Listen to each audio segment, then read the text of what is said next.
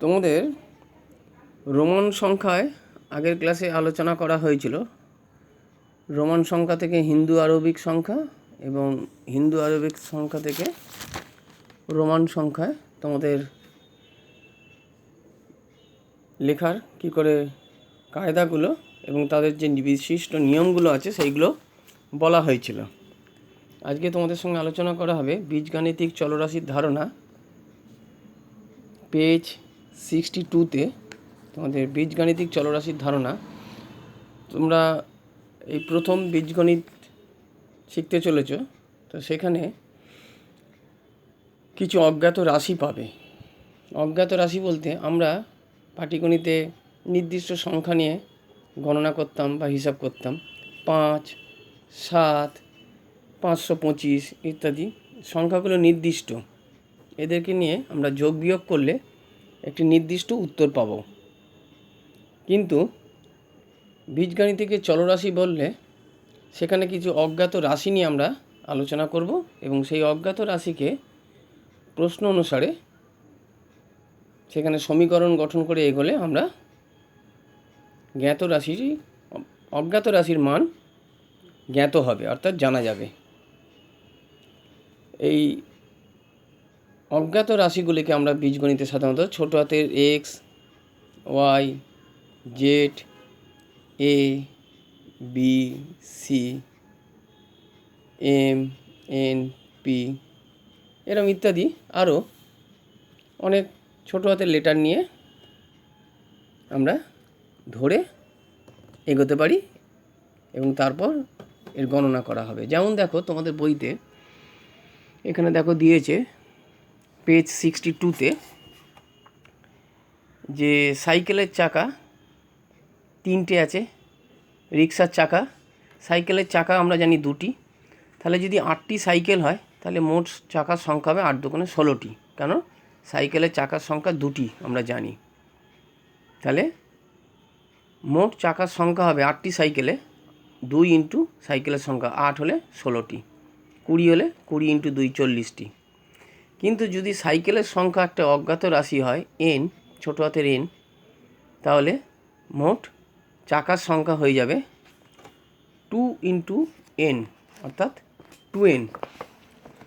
মোট চাকার সংখ্যা হয়ে যাচ্ছে 20। এই এনের মান যে কোনো স্বাভাবিক সংখ্যা হতে পারে, 1, 2, 3, 4 দেখতে পাচ্ছ এখানে। যেরকম মান বলবে সেই রকম বসালে তুমি মোট চাকার সংখ্যা পেয়ে যাবে। সেই জন্য এনকে বলা হচ্ছে চলরাশি। দেখো এনকে চলরাশি বলা হচ্ছে। আর এখানে যেটির মান নির্দিষ্ট সেটি হচ্ছে ধ্রুবক, অর্থাৎ এই 2n-এর মধ্যে nটি চলরাশি আর 2টি হচ্ছে ধ্রুবক। তাহলে 2 ইন্টু n, 2n পুরো রাশিটি হয়ে যাবে একটি চলরাশি, কারণ যেহেতু n একটি চলরাশি। তাহলে 2n সংখ্যাটির মধ্যে 2 হচ্ছে ধ্রুবক, n হচ্ছে চলরাশি।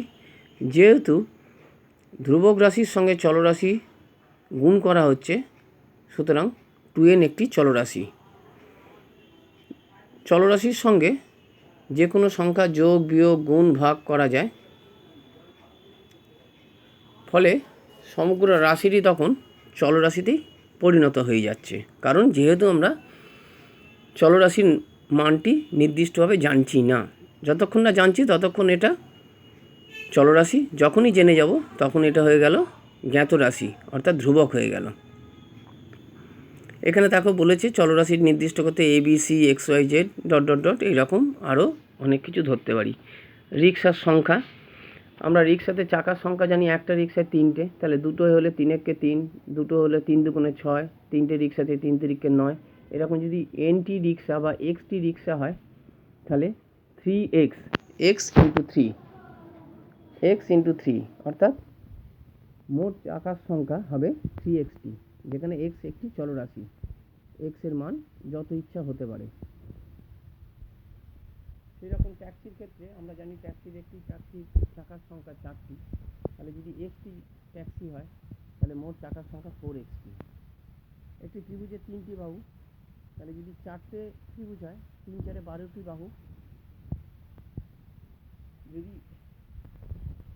অনির্দিষ্ট সংখ্যক ত্রিভুজ হয় তাহলে বাহুর সংখ্যা সেই এক্স বা এন ইন্টু থ্রি, অর্থাৎ 3x বা 3nt। কারণ একটি ত্রিভুজের আমরা জানি বাহুর সংখ্যা নির্দিষ্ট 3টে। অনুরূপভাবে যদি একটি চতুর্ভুজের কথা বলি, একটি চতুর্ভুজের বাহুর সংখ্যা নির্দিষ্ট 4টি, কিন্তু যদি চতুর্ভুজের সংখ্যা অনির্দিষ্ট হয় বা চলরাশি হয় xt, তাহলে চতুর্ভুজের মোট বাহুর সংখ্যা হবে 4xt বা 4nt। এইভাবে অজ্ঞাত রাশিকে আমরা আস্তে আস্তে চিনব। এখানে দেখো, একটি চলরাশির সঙ্গে একটি ধ্রুবক রাশি যোগ করছে এবং একটি চলরাশির সঙ্গে একটি ধ্রুবক রাশি গুণ করছে। বলা হচ্ছে দুটোই কি এক? না, দুটো এক না। কারণ আমরা জানি 5-এর সঙ্গে 5 যোগ করলে যা পাবো, 5-এর সঙ্গে 5 গুণ করলে নিশ্চয়ই তা পাবো না। তো এইখানে চলরাশিতেও সেই একই নিয়ম থাকছে। একটি চলরাশির সঙ্গে একটি ধ্রুবক রাশি যোগ করলে যা পাবো, একটি চলরাশির সঙ্গে একটি ধ্রুবক রাশি গুণ করলে অন্য একটি মান পাবো।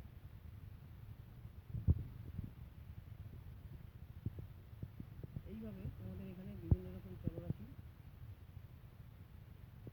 নিয়ে কিছু অঙ্ক করছে, তোমরা এই অঙ্কগুলো দেখবে। এখানে যে বক্সগুলো আছে এইগুলো তোমরা আস্তে আস্তে ফিল আপ করে বসাবে, পেন্সিল দিয়ে করবে। দেখো, এখানে যে চতুর্ভুজ দিয়েছে, এই চতুর্ভুজ মানে বর্গক্ষেত্র। এই বর্গক্ষেত্রের বাহুর দৈর্ঘ্য a সেন্টিমিটার। অর্থাৎ যেহেতু 4টি এ আছে, তাহলে আমরা বুঝতে পারছি এই চতুর্ভুজটি একটি বর্গক্ষেত্র। কিন্তু এর মান নির্দিষ্ট না হওয়ার জন্য আমরা এটা নির্দিষ্ট করে এর পরিসীমা বা ক্ষেত্রফল বার করতে পারবো না। এর পরিসীমা হবে a plus a plus a plus a, অর্থাৎ 4a সেন্টিমিটার। কিন্তু যতক্ষণ আমরা এর মান জানতে পারছি ততক্ষণ এটা একটি চলরাশি হয়ে থাকছে। যখন এর মান নির্দিষ্টভাবে জানতে পারবো তখন 4 ইন্টু a, অর্থাৎ 4 ইন্টু 4 একটি ধ্রুবরাশি হয়ে গেল। এইভাবে দেখো, একটি আয়তক্ষেত্রের দৈর্ঘ্য x x, প্রস্থ y y, তাহলে পরিসীমা 2 ইন্টু এক্স প্লাস ওয়াই, অর্থাৎ এখানে 2 ইন্টু এক্স প্লাস ওয়াই যেটা পেলাম সেটাও একটি চলরাশি হয়ে গেল, যেহেতু এক্স আর ওয়াই চলরাশি। এক্স ওয়াই জেড বিশিষ্ট একটি ত্রিভুজের পরিসীমা হবে X plus Y plus Z. সুতরাং আমরা বলতে পারবো না এই ত্রিভুজটা সমবাহু ত্রিভুজ না সমদ্বিবাহু ত্রিভুজ না বিষমবাহু ত্রিভুজ। এই ত্রিভুজটি এখানে তোমাদের বসে দেখিতে যে অঙ্কগুলো দিয়েছে, দেখো আমি একটু বলছি। আমি আমার দাদার চেয়ে 4 বছরের ছোটো। দাদার বয়স x বছর হলে আমার বয়স দাদার বয়সের মধ্যে দিয়ে লেখার চেষ্টা করি। তাহলে দাদার বয়স x আর দাদার থেকে আমি 4 বছরের ছোটো, তাহলে দাদার বয়স x বছর আর আমার বয়স হবে এর থেকে 4 কম, অর্থাৎ x মাইনাস 4 বছর। যেখানে x একটি স্বাভাবিক সংখ্যা হবে অবশ্যই। x নট ইকুয়াল টু 0 বা x গ্রেটার দ্যান 0, যেহেতু বয়স এক্ষেত্রে x অবশ্যই আমরা বুঝতে পারছি গ্রেটার দ্যান 0 হবে। এটা 4-এরটা বলি, 4-এরটা না 2-এরটা বলি। 5-এরটা দেখো, আজ আমাদের স্কুলের অনুষ্ঠানে আমরা অনেকগুলো সারিতে বসেছি। প্রতি সারিতে যদি 15 জন বসি তবে আজ আমরা মোট কতজন স্কুলের অনুষ্ঠানে বসেছি ধরবো। তাহলে অনেকগুলো সারিতে বসেছি, আমরা ধরি সারির সংখ্যা xt বা nt। প্রতি সারিতে যদি 15 জন থাকে তাহলে মোট ছাত্রছাত্রীর সংখ্যা মোট ছাত্রছাত্রীর সংখ্যা হবে 15 ইন্টু এক্স জন বা 15x জন। এই অঙ্কগুলো তোমরা খাতায় করো। যদি 8টায় আমি বলে দেবো হবে না এই অঙ্কগুলো। এরপরে দেখো কতগুলো বীজগণিতের নিয়ম দেখানো হচ্ছে। প্রথমটা হচ্ছে বিনিময় নিয়ম। বিনিময় নিয়ম হচ্ছে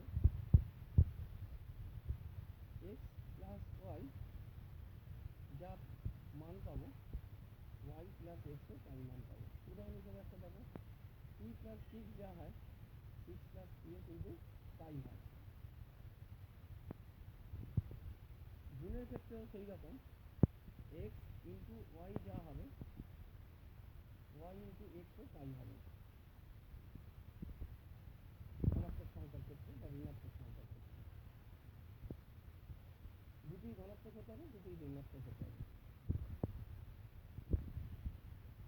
তাহলে গুণের ক্ষেত্রে এবং যোগের ক্ষেত্রে বিনিময় নিয়ম মান্যতা পাচ্ছে, কিন্তু দেখো বিয়োগের ক্ষেত্রে বিনিময় নিয়ম মান্যতা পাচ্ছে না। অর্থাৎ এক্স মাইনাস ওয়াই যা হবে ওয়াই মাইনাস এক্স কিন্তু এইটা হবে না, এটা কিন্তু সমান হবে আগের থেকে, কিন্তু এইটা কিন্তু সমান হবে না। উদাহরণস্বরূপ ওপরেরটাই দেখো, 3 মাইনাস 6 যা হবে 6 মাইনাস 3 কিন্তু তা হবে না। 3 মাইনাস 6 কত হয়? মাইনাস 3। 6 মাইনাস 3 কত হবে? 3। তাহলে এই দুজন কিন্তু এক নয়। অনুরূপভাবে ভাগের ক্ষেত্রেও তাই, এক্স ভাগ ওয়াই যা হবে সেটা কিন্তু ওয়াই ভাগ এক্স এটা হবে না। এটা এইটা দিয়ে এই সংখ্যা দিয়ে দেখতে পারো, 3/6 হাফ, 6/3 2, তার মানে এক হচ্ছে না। অর্থাৎ বিনিময় নিয়ম যোগ এবং গুণের ক্ষেত্রে মানছে, ভাগ এবং বিয়োগের ক্ষেত্রে মানা হচ্ছে না।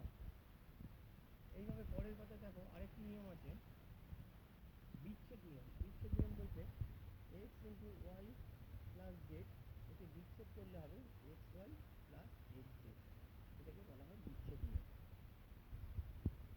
দেখতে পাচ্ছ এখানে দেওয়া আছে।